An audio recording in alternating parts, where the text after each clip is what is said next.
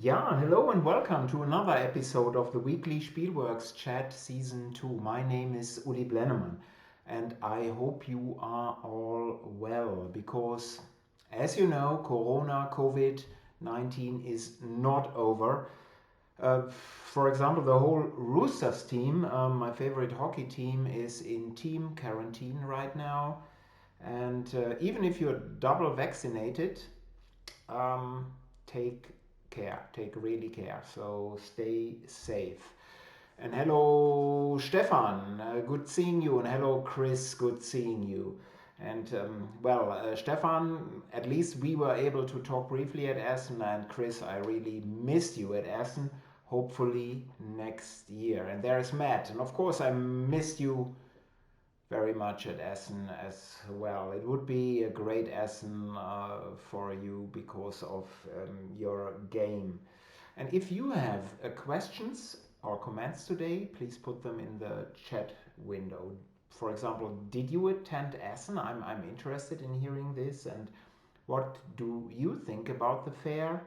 And maybe also, if you attended Essen, which games did you buy? So to start, the Smoky Valley by Claude Sirois is still available for pre-order from my website. In my opinion, this is one of the finest expert games of this year for sure. The Spieleschmiede crowdfunding campaign is over, it's finished, so it's successfully finished. And in the US, please check out the BGG store for the Smoky Valley. In Canada, Board Game Bliss, and in Australia, Behold Games. So these are your options. And right now, I do have the following Spielworxx games in stock. So Squaring Circle is now in stock here in Europe, and shipping arrangements to the US, to Canada, and Australia have been also made, and also to Japan. And Tharos is back in stock with the cubes and with the improved play aids. Ooh, I'm really glad that I'm able to again offer that game.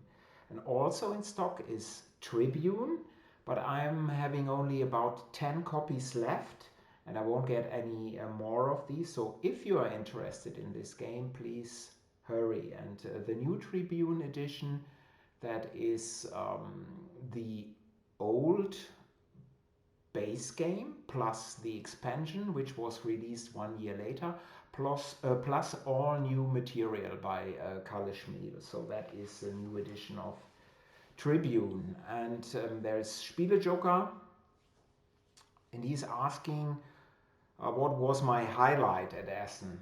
I'm getting to Essen in a second, and I will mention this. Very good question. Um, and Matt is saying maybe Essen 2022, yes. And Raising Chicago release party. So that would be great. So if you are a Chardonnay drinker, then we could do this. um, Hello, Andreas. So we are meeting very soon, I guess, and good seeing you here.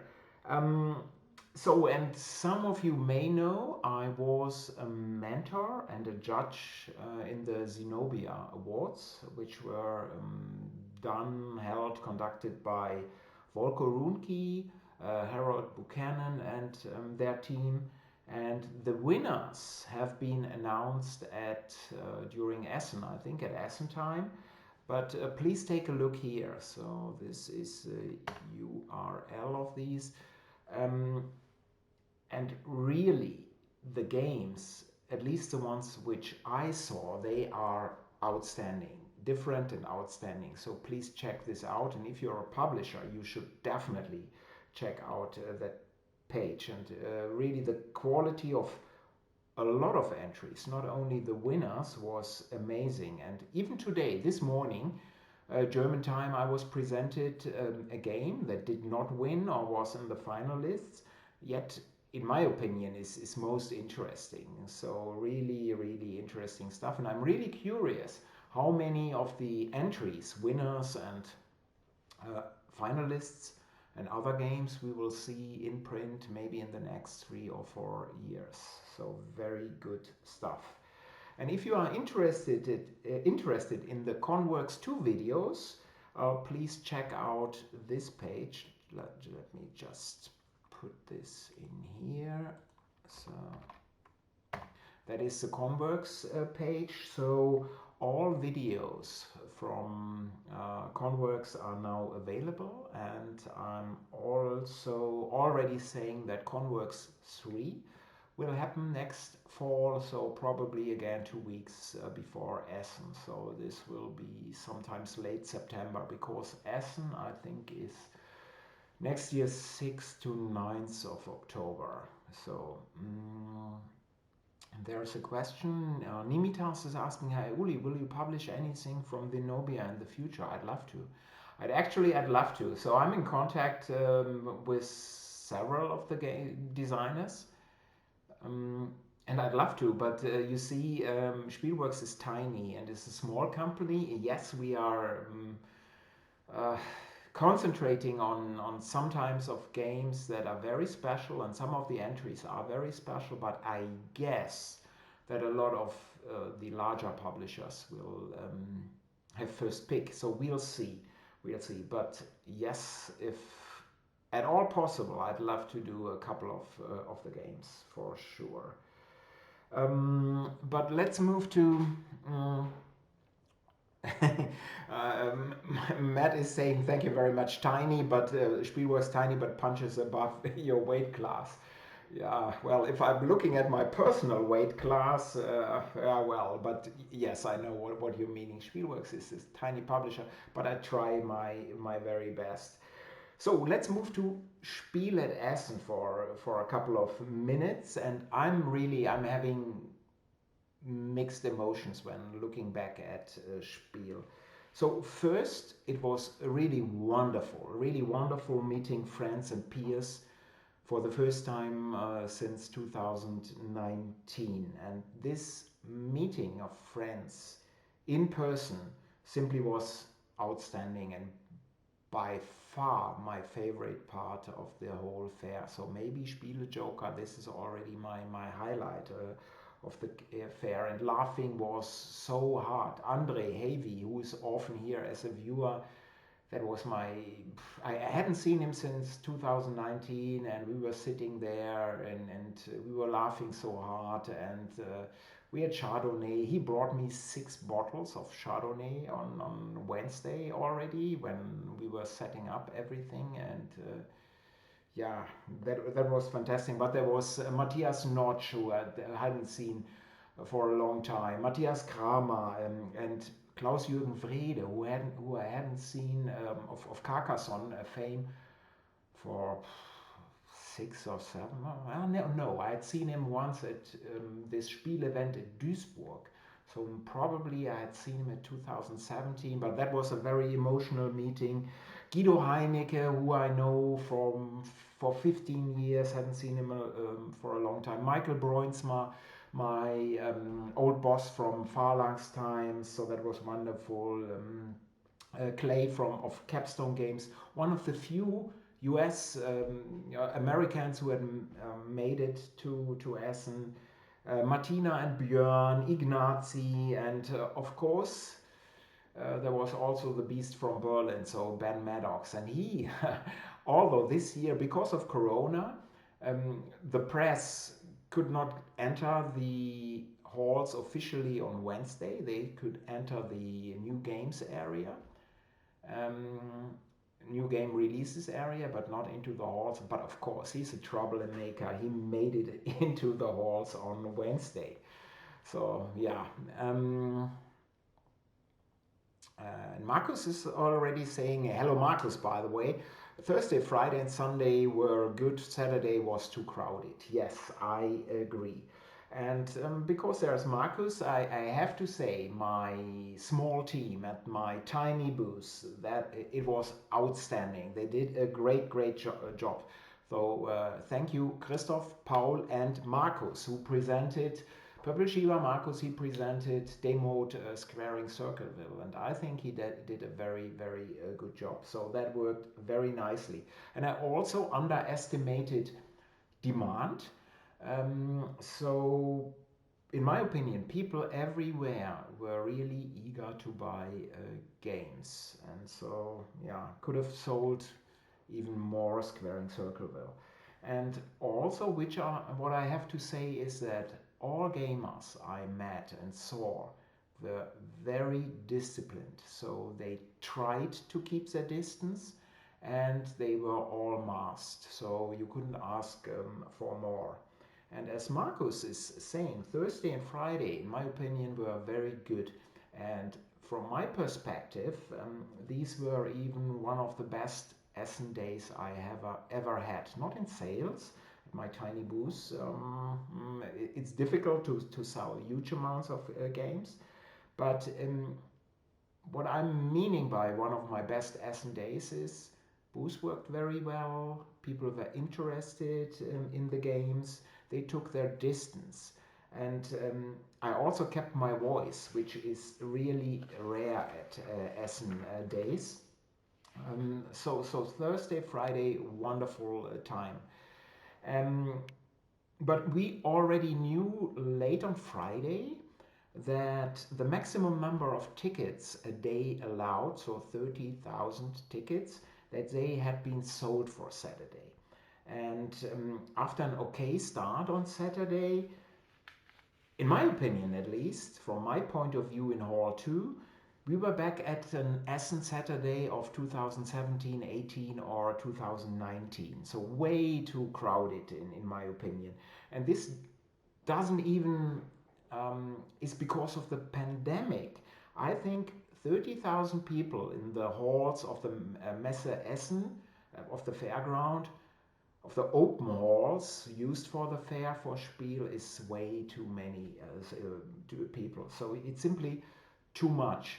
And also in this year, the Märzverlag, the organizers, they had on both sides of the halls there was empty ground, which there were walls, but there were no exhibitors in this area.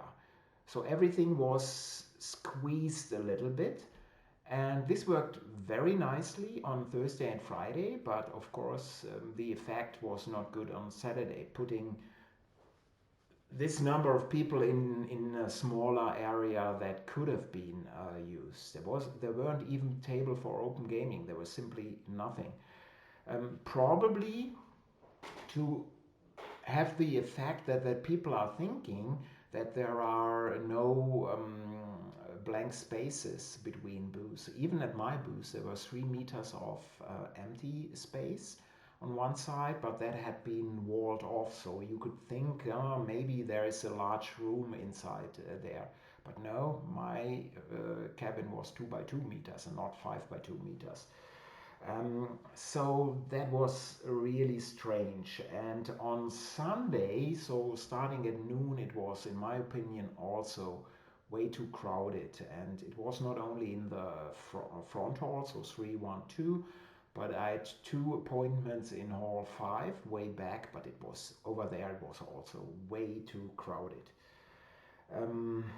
So again, you needed 5 minutes to reach hall 5. And of course, all these people in the halls mean also a much increased noise level. So I was really happy to be in my small cabin most of the time.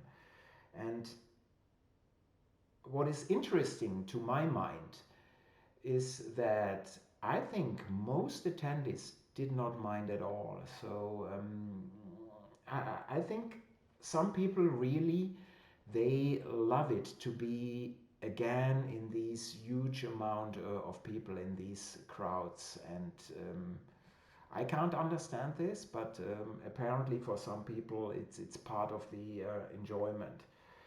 And personally, I hope that there will be a daily cap of maximum people for next year. But I'm also realistic. This won't happen. In my opinion, the organizers will again next year, if the situation has improved, so let as many people as possible in on all 4 days of the fair. And of course, most companies are interested in one thing. A lot of people mean profits, profits, profits. And so I doubt that we will see level of people that is, in my opinion, good for the fair, so that you have a good noise level, that you can move around, that you find a gaming space. So I think not more than 25,000 people should be let in a day, but I doubt that this will happen. Um, yeah, which games? And no, before we go to this, on the whole, still, I'm very happy that Spiel took place. So I think it was well organized with some strange things, this amount of space that wasn't used, and the gamers were so disciplined. So thank you for all attendees. And I think such an event is very important for the hobby, for the industry, because it shows people that there are other enthusiastic gamers, not your own local group at home. You're always the same 2 or 3 people you are gaming with. There are others who really love this hobby, and this gives a lot of energy. And I can totally understand this, because when I'm sitting here at home in Billabü, often I'm thinking, who shall play all these games? Hundreds and hundreds of games, who shall play them? But seeing at Essen that people are really enjoying this, and that there are so many people interested in this gives me also quite a bit of energy. So I'm really happy that Spiel took place. What it meant for the pandemic, I have no clue, and nobody will ever find out. If there was a virus, how this spread around, nobody will ever find out. And I can also understand companies and people who did not understand. I can understand Asmodee, I can understand Haber, DLP, 2F, 2F, and all the people who said individually, no, this year is too early for me. I totally get this. But still, I'm happy that the event took place. And Matt is asking, the most pressing question I have is, did you eat a spiral potato? No, I did not. And actually, Markus, maybe you know this or you checked it out better than I did. I didn't see them. I didn't see them at all because of the pandemic.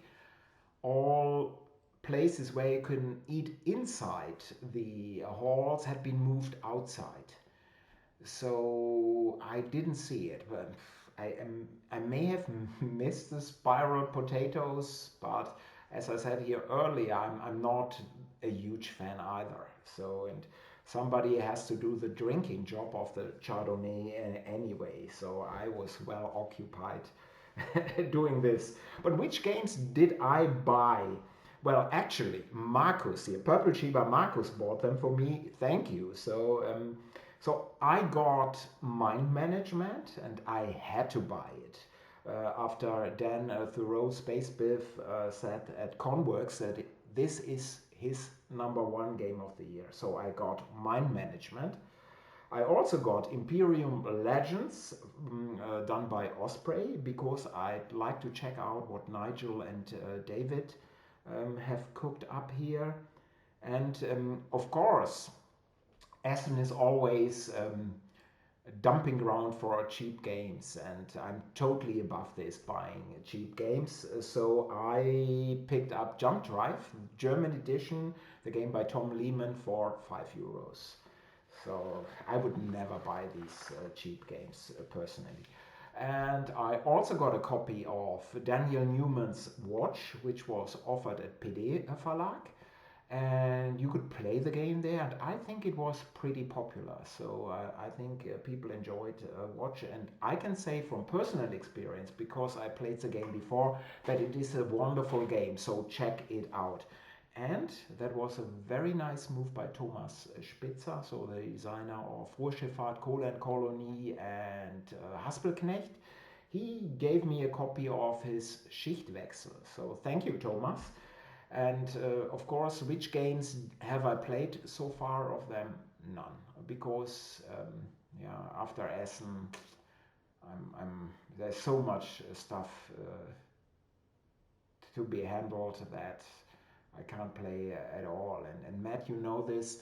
I had scheduled a test session of Racing Chicago for yesterday evening my time, but my local gaming partner here from Billabü, we wanted to play a two-player game. His wife had to work longer, so we will move this to next week. But apart from that, since Essen, I think I've played nothing. But I've looked into game boxes, so this has to be enough. And Markus is confirming I haven't seen any this year. So, and no spiral potatoes. So Matt, you have to come next year, because then there will be more spiral potatoes again, hopefully. And yeah, Markus is saying no food in the Galleria. This is this long area between halls 5 and 6 and 2. So there was nothing inside, and yeah, maybe in the food trucks. So I didn't see anything. And Jay Foolsguard is saying didn't see them, but also didn't eat at the messe. Yeah, I think they moved everything to the outside. So probably. And Matt is saying, looking into game boxes, the second most common activity gamers do. Sometimes it's even the most common thing. And there is this psychological thing. I'm not sure. It is a couple of years ago. And the most, when have gamers, or what moment brings gamers the most enjoyment? So is it the first game they play, or understanding a game, or playing the second, third, fifth game because they now know the mechanics and know what they're doing? No, it's opening a game for the first time and looking inside. This fondling of stuff and is the most. So there are really studies about this, and it's interesting. So I had my best moments with Mind Management, Imperium Legends, Schichtwechsel, and Jump Drive already. So don't have to play it at all anymore. Jay Foolscar, did you buy a game for yourself, or what did you buy? I'm interested in noticing or in hearing what you got. And still, although there were so many fewer exhibitors than in standard years, still the number of new titles was of course great, although quite a few games you could not buy, you could just play and demo because of the shipping problems, because of the production problems in Europe. So as you all know, quite a few games were delayed, and yeah, I'm not sure if this will change for next year, but again, there are still so many releases out there. It's much more than we can ever play. Okay, so if there is nothing anymore, I close this for today, for tonight. And let me see. So what got Jay Foolsguard is, what did he buy? Scout, we whimsical creatures. Keelim, I even do not know. Keyflow, and maybe one or two more. Yeah, and this was also my observation. Even the hardcore gamers. Yes, there were some people who had, again, their wagons with 10 or 15 new games, but quite a few people had 3 to 5 new games instead of 15. Maybe this is also a trend, but maybe it is just another proof that a lot of games weren't there, which they normally would have bought. Next week, we are having a guest here, and we are moving back to Zenobia. So it is Alison Collins, who became third in the Zenobia Awards with her, and forgive me my stupid pronunciation, with her Vinay Corsay design. In my opinion, this is the most interesting design. It is a game on Machu Picchu, and you are thinking, well, there are so many, there are quite a few games already, but she's looking at this from a totally different perspective. She's looking at how historians have looked at this when they first, in modern times, discovered it in the early 20th century, I guess, and how they tried to move public opinion in their corner. So what they think, what this place was in former times. And it has some deck building. You need to publish your stuff as an historian. So very, very interesting game with an historical topic, but from a totally different perspective. So Alison will present us next week much more about this game, and she has a wonderful, very good-looking TTS module for the game as well. And I guess we will use this with my thick fingers. So thank you all for your time. If you would like to see a topic discussed or have a specific question that you'd like to ask in advance, please drop me a mail at uli@spielworxx.de. That is uli@spielworxx.de. So till next week, no. For Andreas Steding, it is seeing you probably tomorrow. And to everyone, bleibt gesund, Black Lives Matter. And there is, hello Christoph, Hamilton, looking forward to hearing more about that design. Yeah, it's an interesting design. And there's Nicolas. Yeah, Nicolas, I'm hopefully, good seeing you. I'm hopefully not saying too much here. So Nicolas, he was also present in the Zenobia Awards.